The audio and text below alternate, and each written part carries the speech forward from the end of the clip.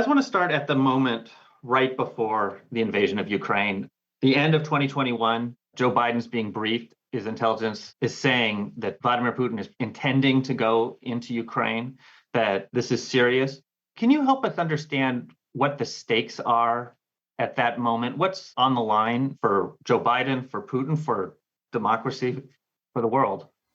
Well, in late 2021, the Biden administration was faced with this challenge they didn't expect, namely a major power is going to invade its neighbor, not just any major power, the Russian Federation, and not just any neighbor, Ukraine, which is on the border of NATO and the European Union.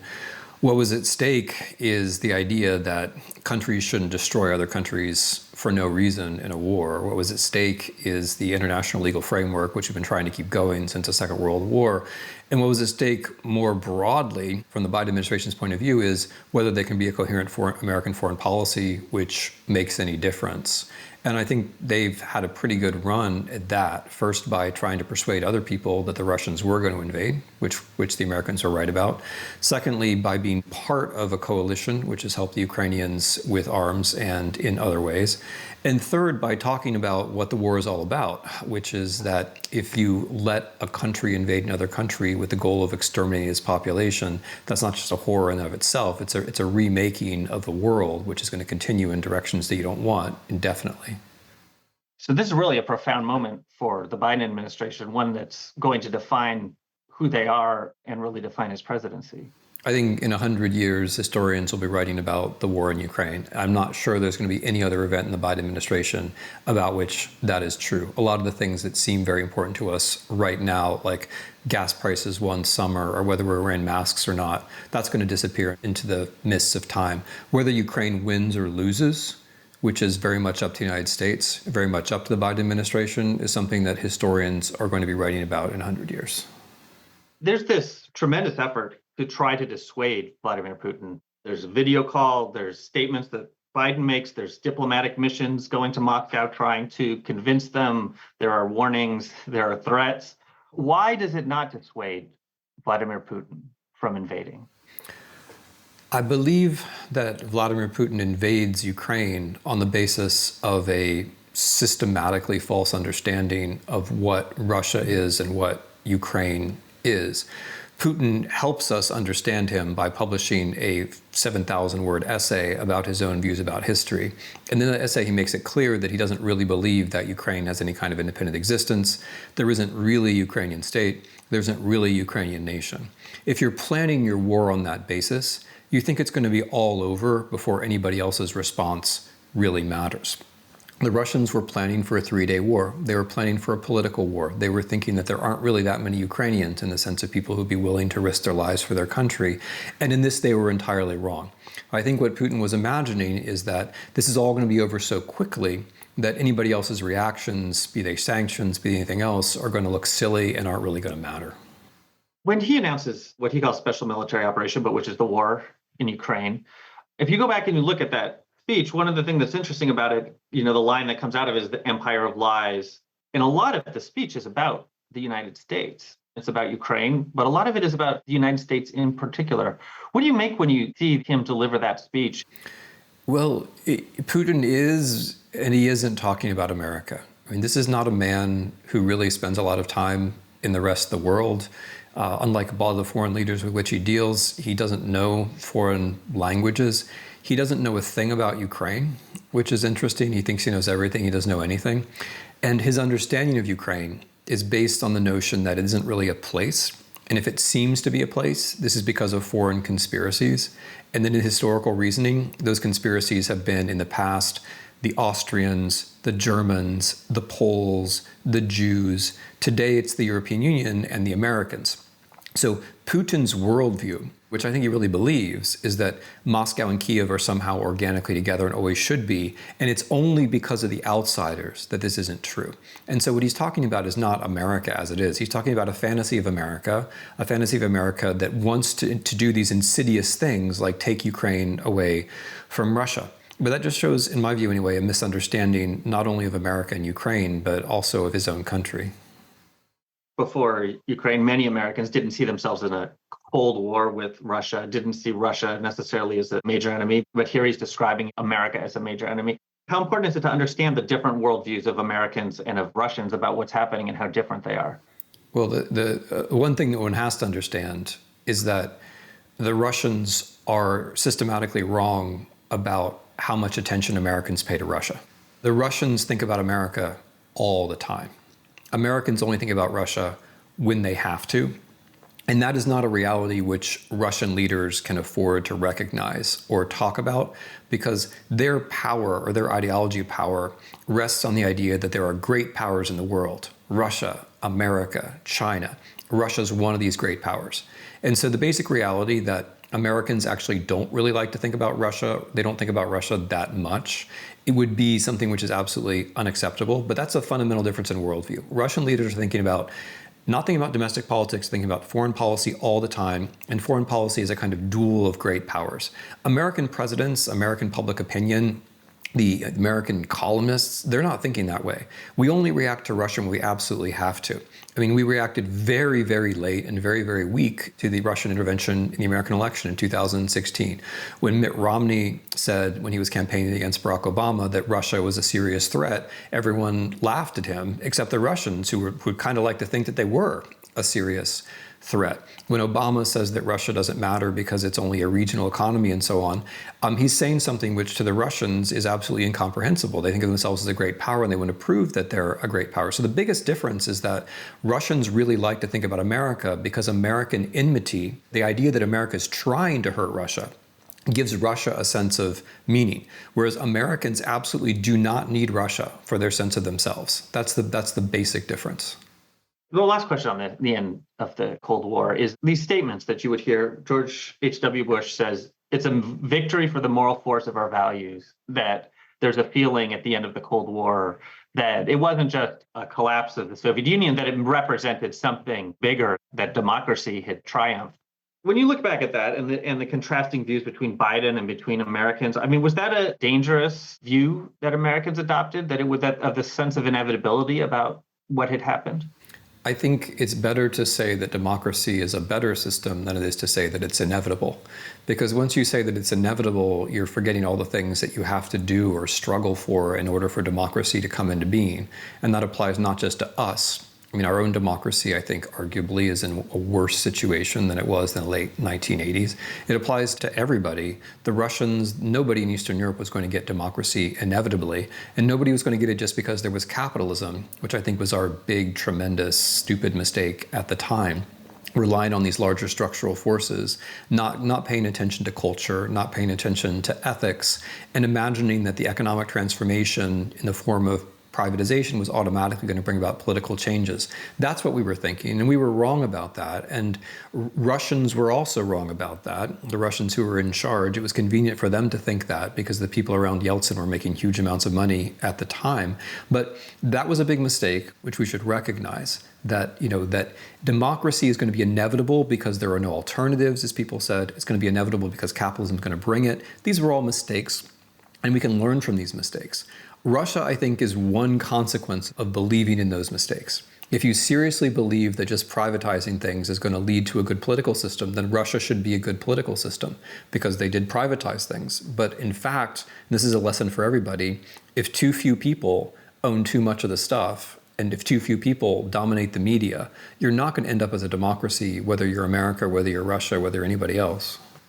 And I imagine that the former KGB agent who you described, the cynical Vladimir Putin, could see in American hubris about democracy some way that he can operate that we may not pay attention to until it's almost too late. Yeah. I mean, the idea that we have that capitalism is eventually going to bring everybody around to some kind of reasonable form of politics, the idea that there's no alternative opens a huge window of opportunity for people who do represent alternatives, especially in capitalist countries, which Russia and China, by the way, are.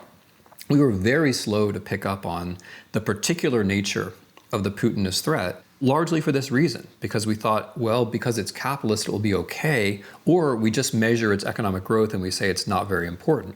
But meanwhile, Putin can represent an alternative. He can come up with an ideology which draws people not only in Russia, but in America. He can come up with a counter story about globalization. He can claim that he's the one who embodies values, because we're not talking about values. We're just talking about how stuff is inevitable, which is not very attractive. He can make all those claims, and we're very, very slow to pick up on it, because we're in this story about how history is on our side. What do you make of that famous meeting with George W. Bush where he says he looks into Putin's eyes and he sees his soul? I mean, back then, did it matter? Did we not understand who Vladimir Putin was? Or was it not clear at that point who Vladimir Putin was? I think the Vladimir Putin at that time is not the same person we're dealing with now, but there is a constant thread which is in a way representative of Russia. The eyes seeing the soul thing, I don't understand at all. I've never had that experience, but Putin did consistently say, Ukraine is not a real country. And that has been consistently his view. And that's a typical Russian view, that Ukraine is not really a country. And the idea that Ukraine is not really a country only becomes threatening when Ukraine in some way starts to be a better country than Russia, according to measures which some Russians, at least some of the time, themselves accept, like Ukrainians can vote, or Ukrainians have had a peaceful change of president with an actual election where the votes counted, which Russians have never had, where Ukrainians are closer to Europe, Ukrainians are going to be able to travel in Europe. Those kinds of things suddenly turn Ukraine from being not a real place, a joke, which is Putin's first idea, to being not a real place, therefore some kind of concocted threat by the West. But the common idea, which is not just Putin's, that this is not a real country, that was actually there to hear way back then. And what's going on in that time? Putin, it seems like, is trying to win over Bush. But by the time you get to the famous speech in Munich, he's describing America as a threat. What is it that turns him? Is it the rhetoric of the freedom agenda of Bush? Is it Iraq? Is it what's going on in the near abroad? What's the progression of those 7 years? Can you give me the chronology again? So Putin comes in 2000, and by the time you get to 2007, he gives a speech at the Munich Security Conference where he says, the West is a threat. And we've talked to people who were there, and they said it was striking to see Putin describe, in rhetoric that's very similar to what he was saying in 2022 about the West. What's his progression of coming to see America as a threat? I guess it's very important for us as Americans to recognize that the most important things that are happening in Russia are actually happening in Russia. And that the things that Putin says about us are very rarely, and if so only distantly, connected to actual things that we do and say in our own country. That the way to understand Putin, I think, is to follow the failure of his domestic policy. Putin comes to power with the basic idea that Russia can be rigged up into some kind of rule of law state. Dictatorship of the law is the phrase that he uses. He quickly realizes that that's not the case, or at least that he's not the person to do it, and shifts gears to a different program of rule, which involves not getting rid of oligarchy, but being the top oligarch, which is a very fundamental difference. It might look the same because you're rounding up people, putting them in jail, but becoming the top oligarch, becoming the boss of bosses, turning the state into the most important mafia clan is very different than cleaning out the stables. Once Putin makes that turn, that's the important turn, because it means that there's never going to be effective domestic policy. Russians are not going to get the things you're going to get out of the rule of law, like social mobility, freedom. They're not going to get that. What they're going to have to get instead is a foreign policy of spectacle. So we, the West, are the enemy of choice for Putin. And the reason why we're the enemy of choice is that defining the West as the enemy feeds into a very long tradition in Russia, A, and B, it's also very safe because we're not actually going to do anything aggressive with respect to Russia. So the way to understand Putin's turn against the United States is not to feel guilty about American policy. It's not to imagine that we're responsible for everything, because we're not. It's not to deny him or Russians agency, because they have agency. It's to understand the failure of Putin's domestic policy and his recognition that what he needs is a kind of permanent spectacle which comes out of foreign policy, and that the Europeans and the Americans are always going to provide that. Now, when I say that, I'm not saying that American foreign policy has been good. The Iraq War was an absolute disaster, and I said so at the time. And the Iraq War has played a later indirect role in the Ukraine war, which maybe we can talk about. But what I am trying to say is that it's very important as Americans not to think that everything that Putin does is because of some little thing that we did. The most likely explanation is that what Putin is doing in foreign policy has to do with his needs in domestic policy.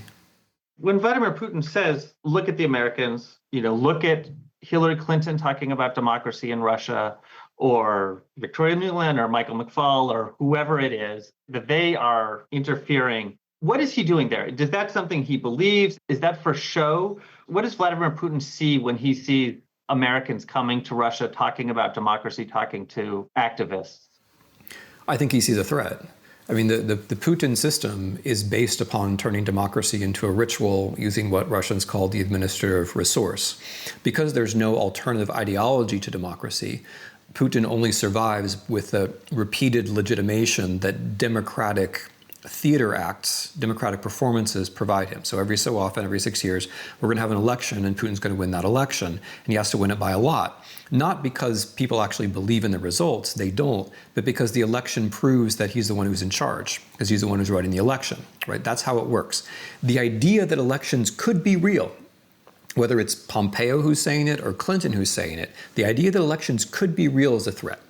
Putin needs Russians to believe that elections are always a circus, a farce, and a fake. Because if Russians believe that British elections and German elections and American elections are also fake, they're not going to mind that their own elections are fake. So when Americans come to Russia and talk about votes being counted, I think he authentically regards that as a threat. And the way he expresses that sense of threat is to say, our democracy is real, their democracy is fake. We care about ourselves, they only care about meddling in our politics, and so on and so forth. But I think the concern is that people in Russia might actually believe that there are places in the world where votes are counted. Joe Biden goes there in March of 2011 and speaks to students and talks about democracy. Do you think that Biden or any of the Americans who go understand that, it's so common in America to talk about democracy and talk about values? Do you think they understand how it's seen by Putin, or that it's going to lead to that reaction from him? I think that American policy, as I understand it, was based upon the assumption, which I think is sound, that we would be living in a more secure world, not just a freer world, if there were more democracies in it. Putin's reaction is not to the Americans talking about democracy. Putin's reaction is to the idea that there might be democracy in Russia, an idea which, by the way, is much more threatening when it comes from near neighbors like Ukraine, where Russians could actually see, the system is actually working. I think in general, Americans are aware that Putin isn't going to like them talking about democracy. I don't think there's any kind of surprise there. What I would caution against is the idea that Putin is reacting to the Americans. He's not reacting to the Americans. He's reacting to the threat of the idea that there might actually be democratic elections in Russia. It's very convenient for him to frame this as great power politics. The Americans are not talking about democracy. They're talking about their own geopolitics, and they're pretending to talk about democracy. That's what he's going to say. That's very comfortable. That works very well. But he would be saying that regardless of what we were talking about, I think. By the time you get into the Obama administration, we talked a little bit about that, like how seriously do you take Russia? And there's that famous moment, of course, that you mentioned with between Romney and Barack Obama. Do you think that Barack Obama and the administration took Vladimir Putin and Russia seriously enough? I think they didn't understand the Russian state in the correct way. The Russian state is not about a creative project. If the Russian state were about a creative project, then in some sense, President Obama would have been right when he said, no, it's just a regional power. Because it's correct, Russia doesn't have a big economy. It doesn't really set an example for anyone else. So in that narrow sense, where you think economics and ideas that are familiar to us are all that matter, then maybe Russia doesn't matter so much. But that's imposing our own criteria on the Putin regime. The Putin regime was never about creating things. The Putin regime is about removing alternatives. It's about making the normality that is Russia, the corruption, the inequality, the spectacle, the constant line, seem normal. And the way you make it seem normal is by making it be normal, not just in your own country, but in other places. So what the Russians became very effective at doing by way of their international propaganda, and then later by interfering in elections, is messing things up, taking the worst of other societies and bringing the worst tendencies to the fore, finding by digital means and otherwise our weaknesses and making those weaknesses greater and greater. So the Obama administration was totally blindsided when the Russians decided to try to alter our electoral outcomes. But it was totally consistent with the way Russia sees the rest of the world. Russia's not trying to make America like Russia. Russia's just trying to turn America into a total mess. That's what they're going for. And that's a kind of power. And it's consistent, by the way, with a lot of Soviet history, that it's not so much about necessarily making everybody believe your ideas. It's more a matter of making sure that nobody else can mount a serious challenge to you, undermining everything else, making everything else a shambles. And then you may be shambolic, but provided that you're no more shambolic than anybody else, you're going to be okay. Biden actually gives the speech about the reset and Hillary Clinton gives them the button. I mean, was that ever going to work, or was Vladimir Putin always needed the U.S. as an enemy, as somebody who's interfering, as somebody who's causing trouble? Was it by that point, was the reset ever going to work? Were things ever going to be put back as they were hoping early in the administration? I think that we generally just don't take Russian domestic politics seriously enough, and therefore we don't take Putin's position seriously enough. Of course, the reset wasn't going to work because there's nothing that America did which was actually that important inside Russia. I mean, I'm sorry if I'm undermining the whole premise of your program, but there's literally nothing that we do which is that important inside Russia. American foreign policy does not matter that much in Russia. What matters in Russia is what happens in Russia. They have chosen to have us as their foreign policy enemy because that is convenient for them and it works very well in domestic politics. There is nothing we can do to change that. We could all wear the Russian flag as t-shirts every day. We could get up in the morning and we could all sing the Russian national anthem. It wouldn't change that. There's nothing, the reset, nothing else that could have changed this because it's a need which comes out of domestic politics to have a convenient enemy of choice. So no, I don't think the reset ever could have worked. And I think it's kind of one more expression of American vanity because the idea is that, well, we did something wrong. And so long as we have some kind of course correction, they have some kind of course correction, it's all going to be okay. But the problem was just much deeper than that. Yeah, I mean, you're not undermining the premise of what we're trying to figure out because the question is, did we understand on the American side? And then I'll ask you more about on the Russian side too. It's like, did we understand who we were dealing with and what their actual worldview was, or were we projecting? In that case of the reset, I guess that's the question. It was, did the Obama administration really understand Vladimir Putin, really understand Russia as they were trying to deal with them? I think the answer to that is fundamentally no. The Obama administration, I think, misunderstood Russia and also misunderstood what it would take to reorient American foreign policy. The Obama administration thought that we can repair relations with China and Russia will just somehow follow along one way or the other. I don't think you can treat it that way. I think Russia is an independent issue, and you have to take Russia seriously along with the Europeans, which is where the Obama administration also went wrong. We needed to be with the Europeans vis-a-vis Russia rather than imagining that we could go off and solve something with China, which we pretty much completely failed to do. What we fundamentally didn't understand is that for the Russians, it's not that there's a foreign policy problem and they want to solve it.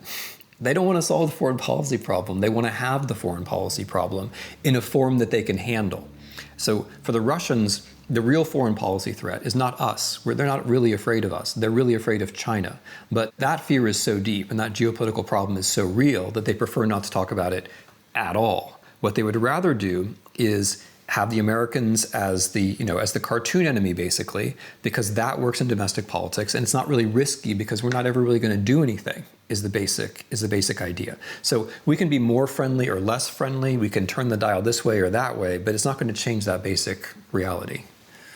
I mean, in this period too, is the Arab Spring, is Obama, who comes in a little bit skeptical of the freedom agenda of the Bush administration and, spreading democracy. By the time you get to the Arab Spring, the rhetoric, at least, is democracy is coming. It looks like maybe Russia is part of it, maybe other countries as well. I mean, from the Obama administration, was there a hubris about what was happening, about whether they had to do anything or they could just support it rhetorically? How do you see the Obama administration at that point in the rhetoric of democracy, especially in regards to Russia, but in that era after the Arab Spring? I think the Obama administration was right to talk about democracy. I can't imagine a coherent American foreign policy, honestly, which doesn't talk about democracy. I think if we think our system is better, we should be advocating our system as being better. The criticism I would have is that the hubris is more a matter of thinking that history is on your side, and history is never on your side. And as soon as you think that history is on your side, you got to reevaluate your assumptions, because there's no such thing as history which can be on your side. And I think the whole arc of history bending towards justice, it's a nice thing. You know, it's one likes to believe things like that are true, but there's no arc of history. It's not bending in any particular direction. You can make democracies happen, but to make democracies happen, you have to first set a really good example yourself, and second, understand the countries that you're dealing with. And in the case of the Obama administration, I think we dismissed Russia as weak rather than realizing that the people who run the Russian state are very intelligent, that they have no desire to have democracy at all, that they're not just going to wait and let it happen to them, but instead they're going to go on the offensive and try to undermine it in other places. This isn't to say, though, that everything is our fault. When Putin looks at the Arab Spring, or when Putin looks at Gaddafi, it's absolutely right that he thinks they're dictators, I'm a dictator, they're tyrants, I'm a tyrant, they end up in a cage, I could end up in a cage. He certainly thinks that, because that is the logic of being a tyrant. You know, as we know from Plato to Shakespeare, the logic of being a tyrant is that you're going to be afraid of ending that way. In fairness to the Obama administration and everyone else, there is nothing that we could have done to stop that. When you are the boss of bosses, when you are the tyrant, you are going to be afraid of ending up in a cage. What you're going to want is to die peacefully in your bed, and that is a logic which is true and irresistible, regardless of what American foreign policy is going to be. So he was going to look at the Arab Spring the way he looked at it, regardless of how we talked about it or what we did.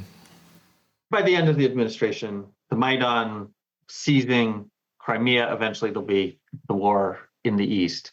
What was the message that Putin was sending in that, or what was the message we should have been receiving at that moment? Well, the message Putin had been sending since 2008 in Georgia was that he was willing to intervene militarily in his neighbors if he could get away with it. And the if he could get away with it is really important, because what America thought, or Americans thought, or our administrations at that time thought, is that we are winning the war of ideas. We are winning the war of words. History, culture, all that stuff is on our side. But that was wrong.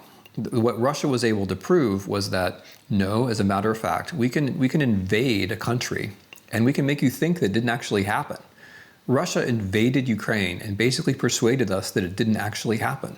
While Russia was invading Ukraine, the most important thing that was happening in the minds of the West, not just Americans, were discussions about whether there'd been a coup in Ukraine, or whether the Ukrainians are all Nazis, or maybe they're all gay, or maybe they're all Jews, depending on what social media you were following, right? The Russians totally had our minds in a trap at that time. And we were totally unprepared for that. Not just the Obama administration, but American public life in general. They outsmarted us, they ran circles around us, and they did it by appealing to what they already knew about us, because they were paying attention to us, at least in the negative sense of knowing what our vulnerabilities were on social media. So when they invaded Ukraine, which they did in 2014, we were unable to talk about it that way. We couldn't say war, we couldn't say invasion, these basic realities of life we couldn't talk about, because we got ourselves all tied up in these discussions which the Russians invented for us. So what we were not prepared for was the possibility that actually the ideas and the culture and the digital technology were not working for us. They were actually working for somebody else. We were totally unprepared for that. And I think to this day, we haven't quite figured out how we got that wrong. And if anything, it's the Ukrainians in 2022 with their own social media and the way they're approaching it, which are kind of teaching us how you might deal with a situation like that. I mean, we might have been unprepared before, but Vladimir Putin straight out lies to Barack Obama, says, no, I don't know anything about the little green men in Crimea. I mean, what lesson at that point, if we weren't prepared for what was happening in the moment, as the dust cleared and it became very clear what had happened, and then by then what's going on in the East? I mean, what lesson did we take? What lesson should we have taken back then? Yeah, I think I just really wouldn't want to underestimate how important Russian propaganda was at that time, because it's hard to take a lesson from something when you haven't really understood that that something is happening. And in the American mind, if you go back and read the press from those weeks and months, this is very clear. It just wasn't clear that an invasion of Ukraine was happening. I mean, if there'd been a single column story in the New York Times one day, which had just said, Russia invades Ukraine, that would have been so much more useful than the endless discussions we had about a whole bunch of things which either were irrelevant or weren't happening. But we couldn't get ourselves to the moment where we just have a single column story saying Russia invades Ukraine. We can't learn a lesson if we don't know the thing is actually happening.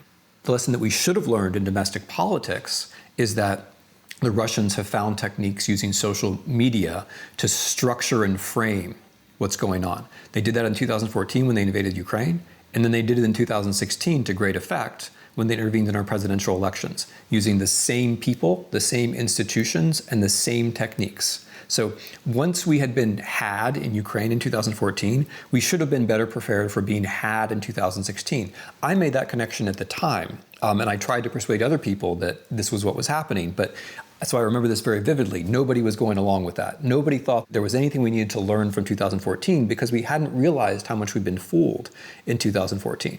Let me ask you a different way, which is by the time you're getting to the debate inside the administration, which is about like, do you send javelins? Do you send weapons to Ukraine? I mean, by that point, it is clear who is involved and what has happened. And was there a lesson, by that point that wasn't learned? I mean, it sounds like a lot of people inside the administration were advocating for it. And the president was really the one making the decision in that case. What do you think of that decision and whether they were really understanding what was going on? Well, I think we were caught up in a world where fundamentally it was going to be ideas and economics, and they were fundamentally on our side. So therefore, we make some public relations announcements and we have some sanctions and our job is done, which was basically our policy. I don't think we were in a world where we were thinking the Ukrainians are real people and they might want to defend themselves. I think that's fundamentally the problem, that Russia's not an important country, and the countries next to it are even less important. And what are we really going to do here? What's you're asking me to kind of decode what the president himself thought, and I don't know. I can only talk about the kind of the factors which were around it. But I think the thing that we basically didn't understand is that Ukraine could have defended itself. If we had done in 2014 more like what we'd done in 2022, we never would have gotten to 2022. I think all the dancing around about whether we send javelins or not was just bizarre and kind of a weird example of American vanity, because you're not a party to a war because you give weapons. If that were true, then every country in the world would be a party to every war which is going on, because we're constantly giving weapons and selling weapons. We went on for years with this debate about whether we should arm Ukrainians. It's obvious that we should have armed Ukrainians. If we'd armed Ukrainians earlier and better, I think we'd be in a better world now. Does Putin take a lesson from that? Putin takes a lesson from Syria when we say there's a red line and there's not a red line.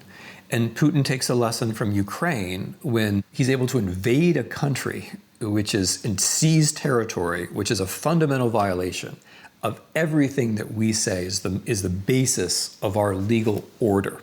The whole thing. The idea that one country does not invade another country and annex territory is the entire foundation of the United Nations and its Security Council, of which Russia and America are members. And our reaction is minimal. Right? And so, of course, he takes a lesson from that. The lesson that he takes from that is that this kind of thing can work if we gin it up properly. And that's not the message that we really wanted to be sending at the time. But I think the other lesson he took from that, totally understandably, is that if you can just get the Americans to talk about themselves, you can get away with a lot of stuff. Right? I mean, we can't separate out the propaganda from the war itself, because the Russians won a propaganda war in a way which a propaganda war has rarely been won in this century, in the past century, in any other century. It is very rare that a country A invades country B and country C talks about other subjects entirely. So one of the lessons he learned is that you can mess with the American political mind, which he applies in 2016. If anything, in 2022, he thinks we're too much of a pushover, and he doesn't work hard enough on the propaganda side because he just thinks we're just complete idiots. But which we turn out, fortunately, not to be. Is the conflict in Ukraine about democracy and about authoritarianism at that point? We talked about how we had this rhetoric about democracy and about the Arab Spring, and was that on the line then? Did the president realize that? Did we recognize it in those terms? We didn't take the Maidan in Ukraine seriously enough. So Russia invades Ukraine because it looks like Ukraine could become a functioning rule of law state, which would join the European Union. It doesn't have a whole lot to do with America. What it has to do with is the possibility that a post-Soviet country next to Russia, where lots of people speak Russian, which is in some ways not so different from Russia, that country could actually become a rule of law state, a democracy, and join the European Union. That is what Russia needed to prevent in 2013. And that's what Russia needed to prevent in 2014 when it invaded. That's what was really going on. It was really about democracy. It wasn't about American presidents talking about democracy. Different subject. It was about actual democracy in Russia's actual neighborhood, which is an actual threat to Putin. The European Union is also an actual threat to Putin, although they don't like to see themselves that way, because the European Union shows that you can take flawed post-communist states and with a little bit of encouragement, a little bit of aid and some norms, you can make them into prosperous countries. That would be very bad for Putin if his people actually believe that. So from Russia's point of view, it was all about showing that Ukraine is actually a joke. It's never going to join Europe. I don't think we got any of that because we were taking neither the Russians nor the Ukrainians seriously enough.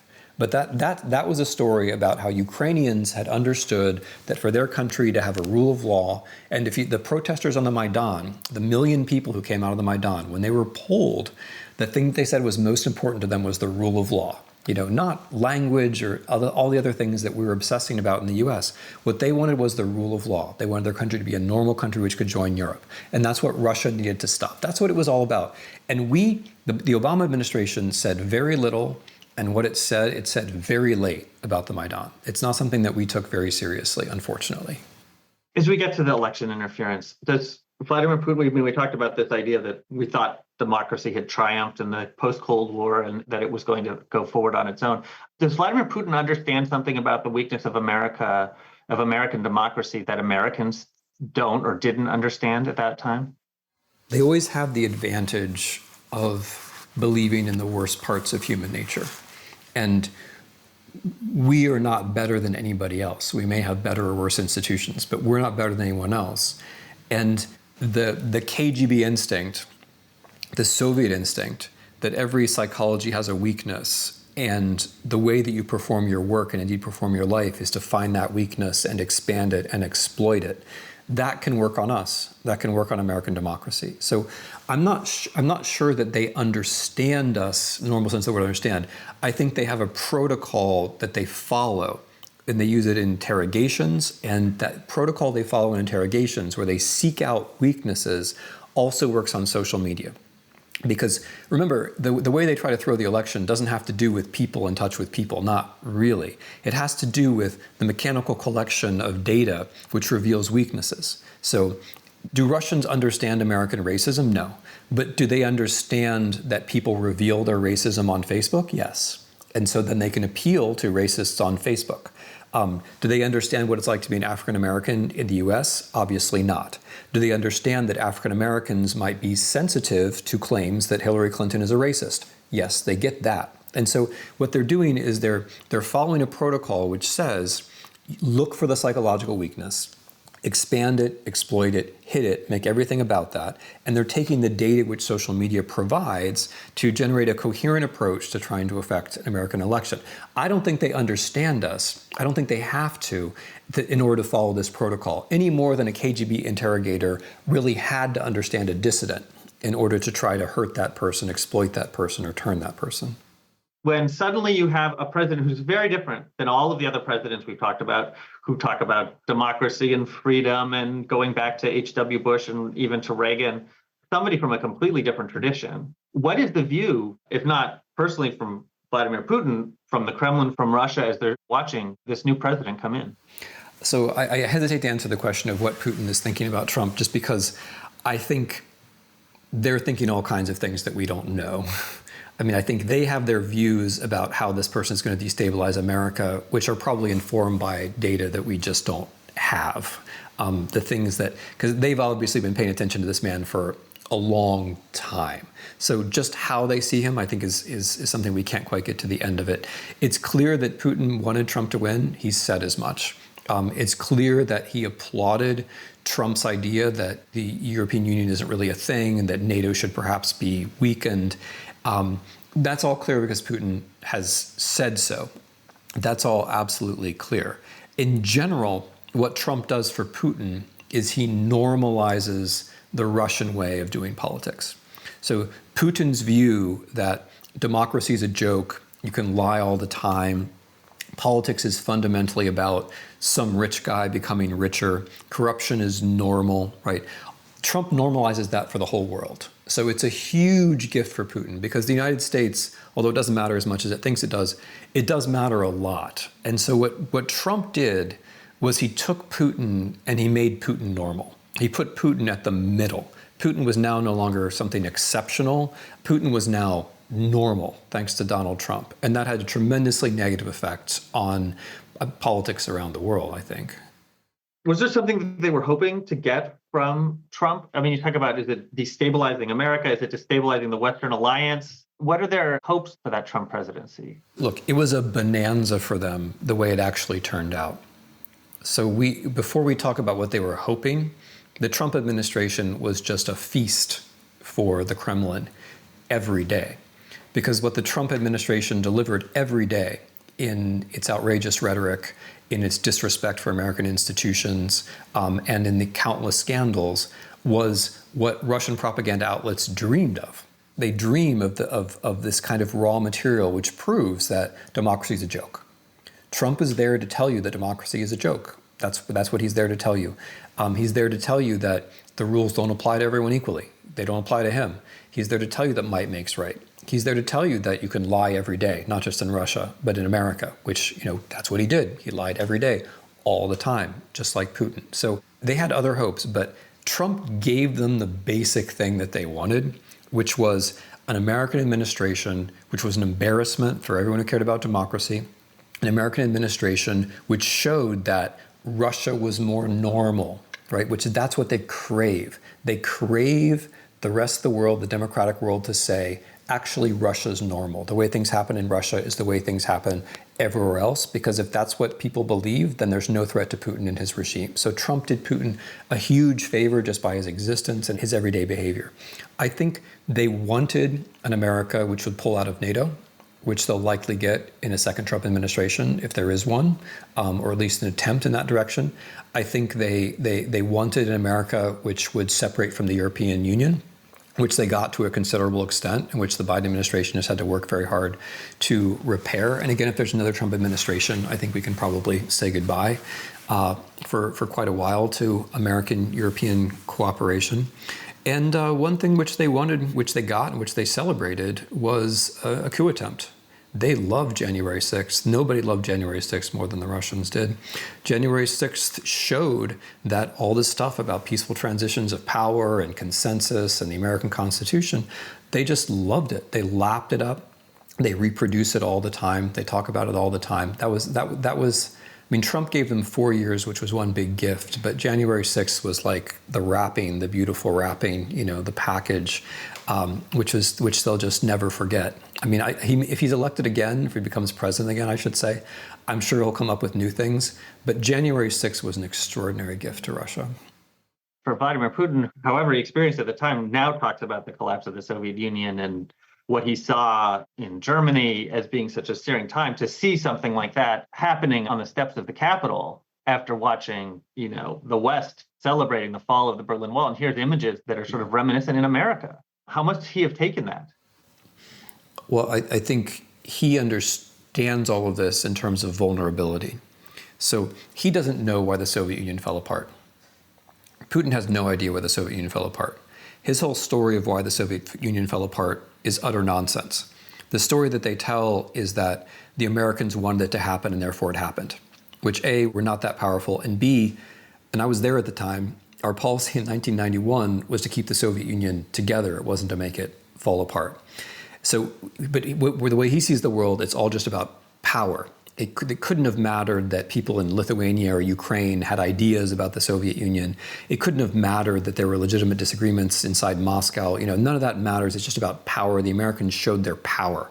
And so now he was showing his power.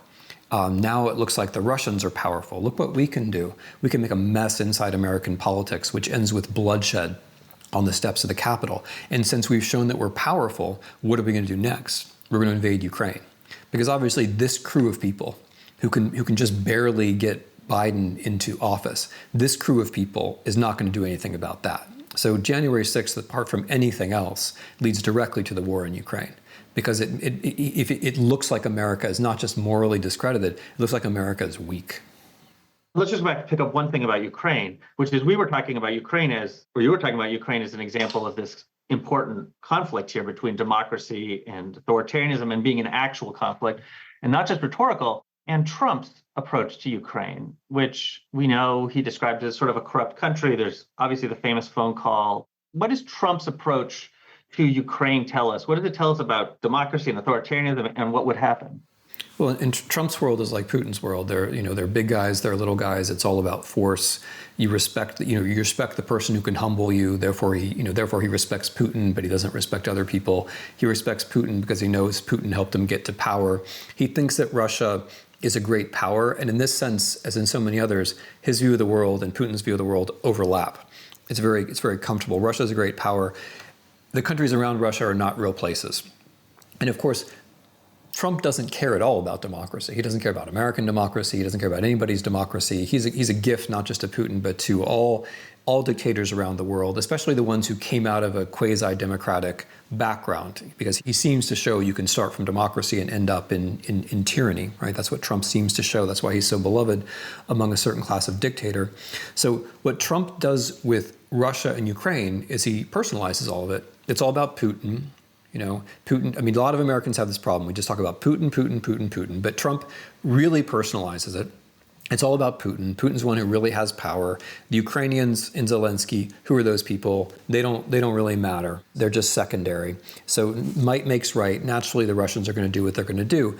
And when it comes to the interaction between President Trump and President Zelensky, we see that the only thing which matters to Trump is staying in power personally, because of course he needs to avoid prosecution and he needs to avoid challenges to his wealth. So he needs to stay in power. And in order to stay in power, he's willing to try to blackmail Ukraine and its newly elected president by saying, we're going to take weapons away from you unless you pursue this basically insane investigation, which, by the way, all the Ukrainian investigative journalists know is bogus, this insane investigation of the son of my rival.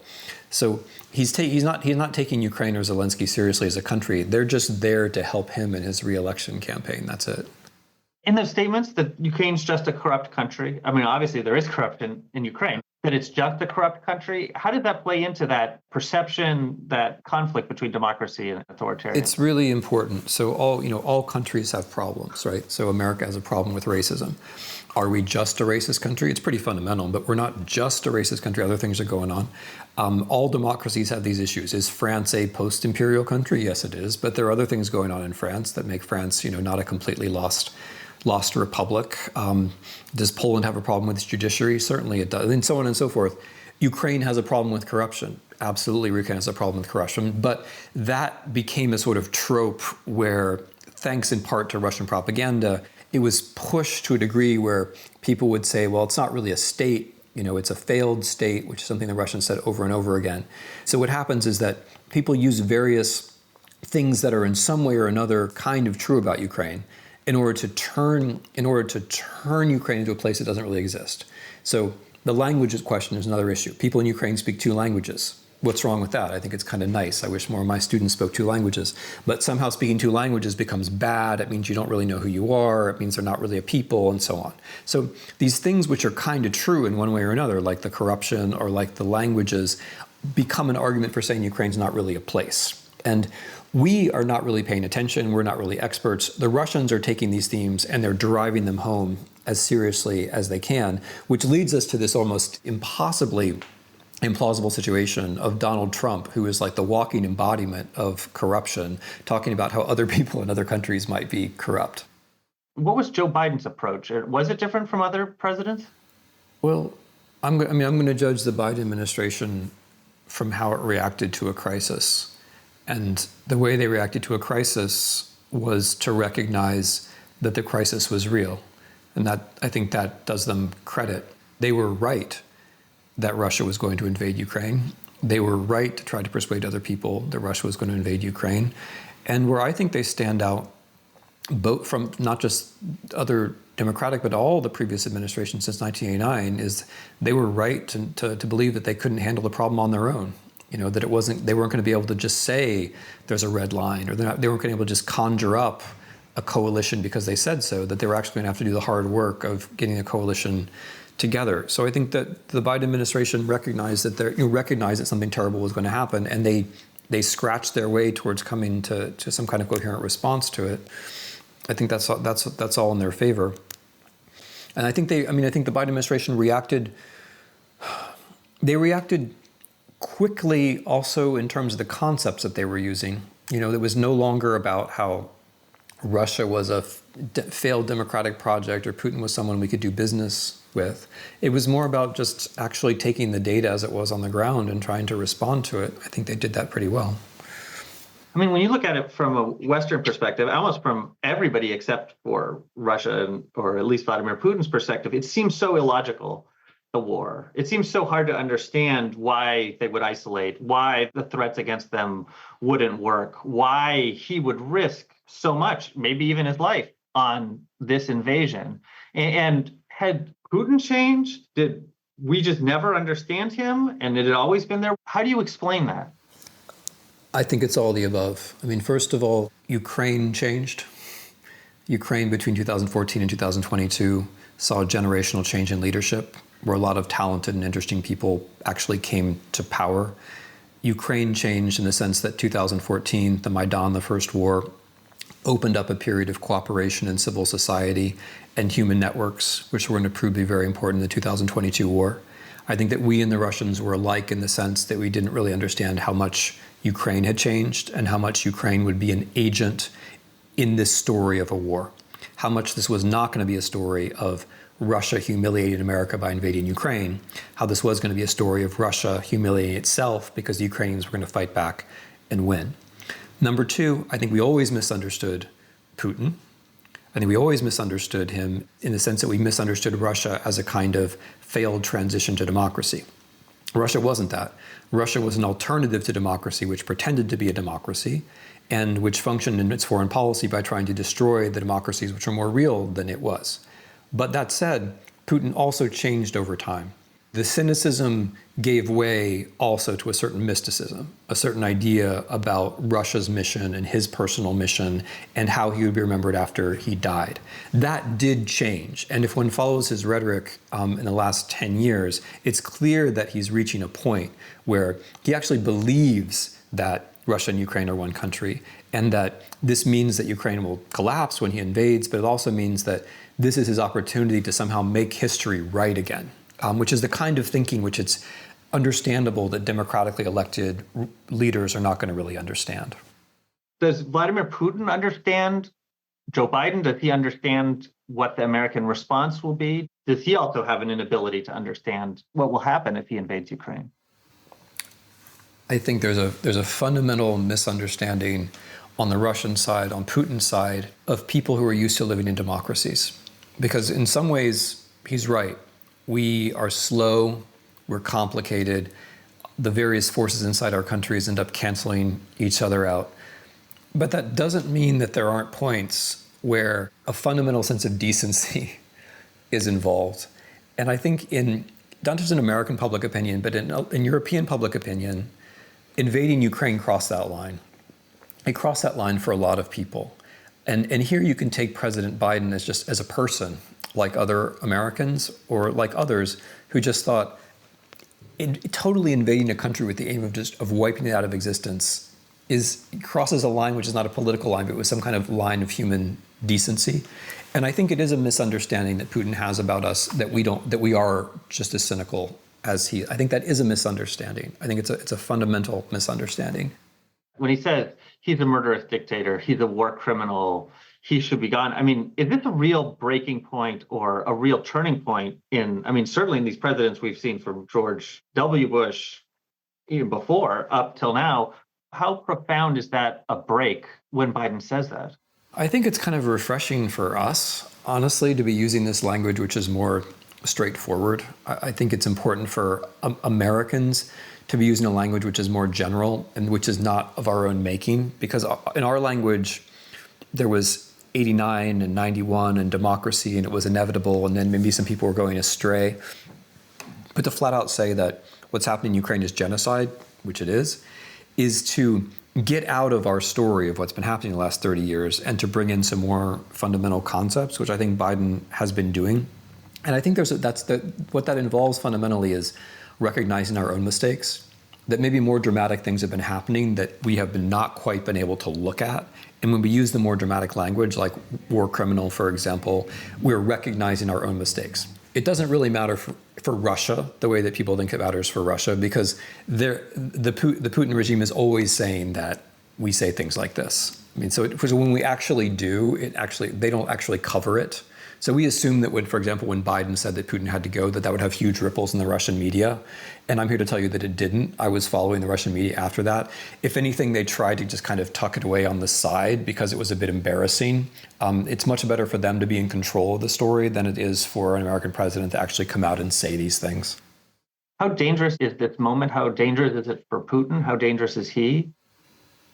Well, I think he's trapped in the conventional war that he's fighting. So I think the chief danger of this war, we should remember, is for the Ukrainians who are under Russian occupation. The civilian deaths of Ukraine, I think, are the worst thing about this war and will likely remain the worst thing about this war. I think he's in a conventional war which he's going to lose. And I think the conventional war that he's going to lose will likely have political ripples, already has had for some time, political ripples inside the Russian Federation. And it may lead to his losing power. I think it's pretty important for us not to get too emotionally involved, as we have in the past with individual Russian leaders. You know, we wanted Gorbachev to stay, we wanted Yeltsin to stay. You know, we don't like Putin, but even so, we're discomfited by the idea that Putin won't be in power. They always fall from power. Dictators always fall from power. That it always happens, and when it happens, it's not something we should feel guilty or ashamed about. We should just be ready for it, and be preparing our policy for the next person.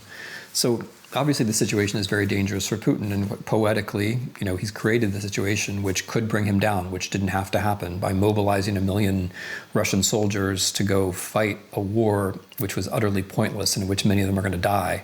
He's created the situation where he could fall. He's gone back to a place like 1917, you know, where a Russian government is fighting a war it probably shouldn't have been fighting. He's going back to like the 1560s and Ivan the Terrible, like fighting a war he shouldn't have fought and creating domestic consequences which he may not be able to deal with.